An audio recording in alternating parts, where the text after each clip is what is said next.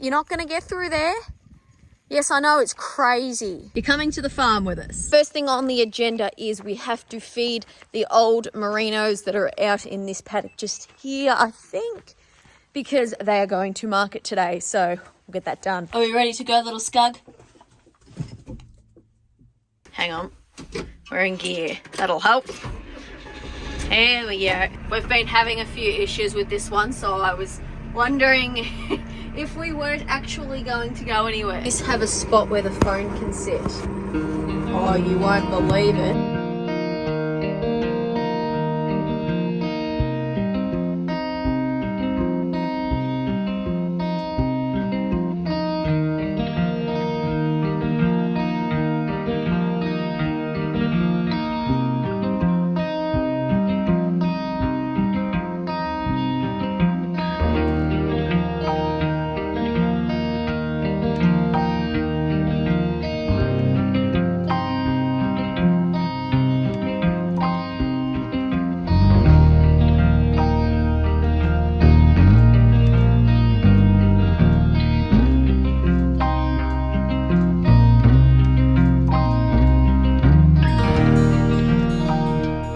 Alright, that is first job complete. They absolutely love that. I found 2 jumpers that I left in the tractor from last year when I was feeding.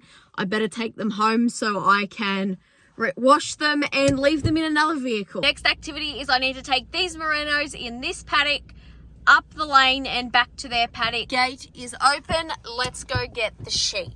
As you can see, there are a couple of fly-blown ones. Basically, what being fly blown is when a fly lays eggs in the sheep's wool.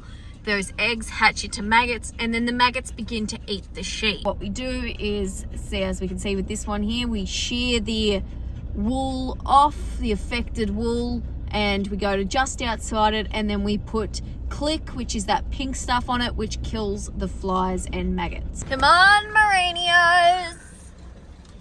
Can you see the gate? Yes, thank God.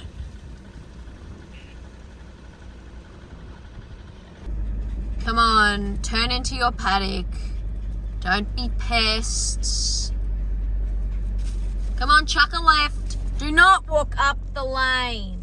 Use some common sense. Ladies, thank you. The next task is we're feeding grain. Think happy thoughts. I don't know if you can see it, but he's about to jump over the fence. There he is, bouncing along. There he goes. There he goes. One of these days, I will get my phone out quick enough to get a better shot, because that roo was originally 100 meters away from the ute on the track. I do think he's a bit lost though, because he's by himself and they're normally in groups. I was just out of the front of the property about to drive back, but someone has hit a little wallaby. It is dead, but I am going to check its pouch to make sure it doesn't have a baby. We meet again. I can't say I'm happy to see you. But look at that backing work. We don't have a camera. Anyway, so I went to get some gloves to check that wallaby. I'll check it on the way back. We've got gloves that we use for lambing, so I will use them because, you know, it's not good touching dead animals. On the drive over, I debated showing me checking the pouch. I will. If you don't want to see it, skip to this number here. But I think it's important that people, especially Australians, know how to check pouches of animals. So here. So I am unsure if they're male or female, but we are about to find out. We do that by lifting up the leg and checking for a pouch. It is a girl. If it's a girl, they will have a small circle inside their legs, and you're just going to reach inside.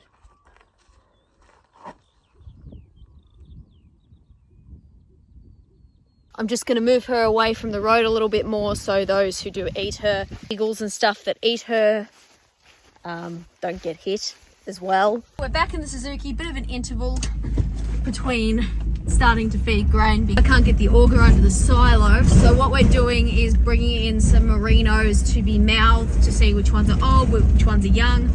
We work out which ones are old by their teeth.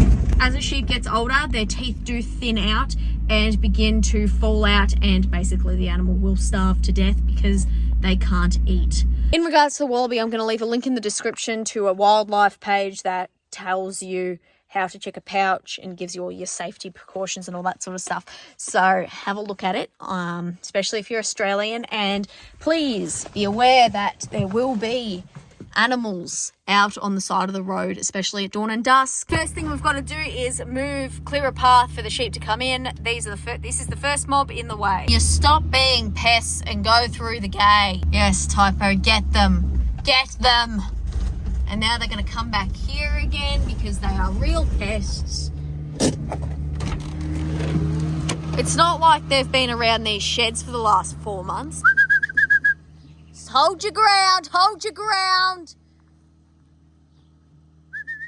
If they're going to, good girl. If they're going to walk into you, you got to walk into them or they know. Thank you. Thank you very much. I don't know why this is raining so much, but basically when Typo was younger, she got headbutted by a sheep, and you know, one accident can ruin a good sheepdog. Next on the list are these shorn fat lambs. They need to be moved out of the way as well. Okay, let's come this way, sure. Bring these ones in. The horn sounds a bit sick. Sorry, this is not whale. You're speaking like upset stomach. We're slowly cruising along, doing well. We're staying to this side of the paddock, which is great. I want to get a GoPro harness for her so you guys can have a POV of chasing the sheep.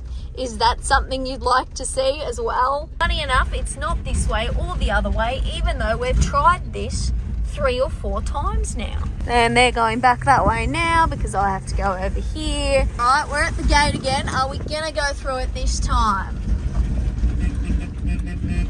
Yes, we are. Fantastic. And we're going straight towards the lambs as well. Oh, love Merino. Typo's doing a good job of keeping them away from the lambs. You're not gonna get through there? Yes, I know, it's crazy. Thank you. Oh, are you serious? I didn't get to feed a single sheep. All right, so we're back at the shed. We had a breakdown of machinery, so I'm doing this. Come on. All right, finally got them actually kind of going in. Can we not do this shit, please? I am hoping that looks okay.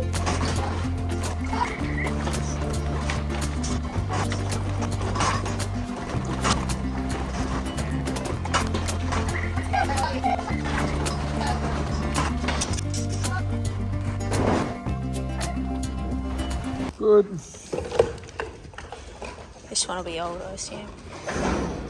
Yeah. Old. We drafted them old and young based off their ear tags, and we went through and looked at their teeth, and then depending on their teeth, then they were classified as going and staying with the young ones. Now the young ones are going to go through the footpath and then out into this paddock where they'll stay overnight until they come back in to be crutched tomorrow. Fuck, I'm unfit, I'm getting a stitch.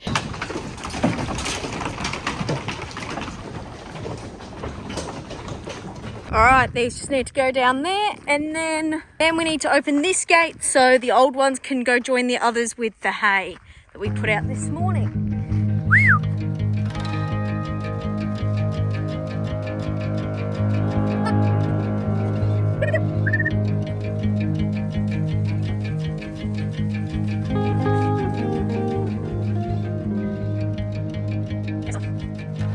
Lunchtime. I'm going to put these sheep in the shed out of the way. They're constantly in the way. They really need to be moved somewhere else. But we'll put these in the shed because the old crossbred ewes are finally, they're going with the Merinos today. So they need to be brought in and need to have the new ear tag put, good girl. They need to have the new ear tags put in because the old ear tags, I'll show you if I can, but the old ear tags don't have the electronic chip in it, which are required now. Typo, come on.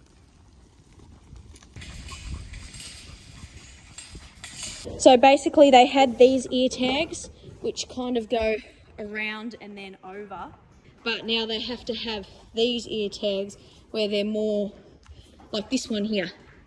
Ear tags like that white one there. None are being loaded onto the truck now. 2 ducks just flew off when I opened the door. And look, there's a little baby. Apparently I didn't give context here. Basically we went to another property and got the older sheep off that property as well. Just brought the older ones in now that we're going to tag. I know it's thumbnails. Mm-hmm.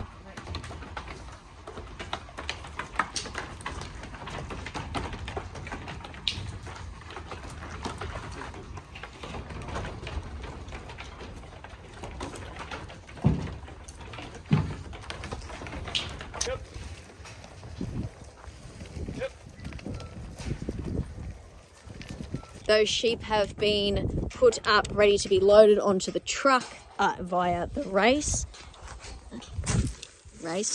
And that's it. Thanks for watching. Like, subscribe,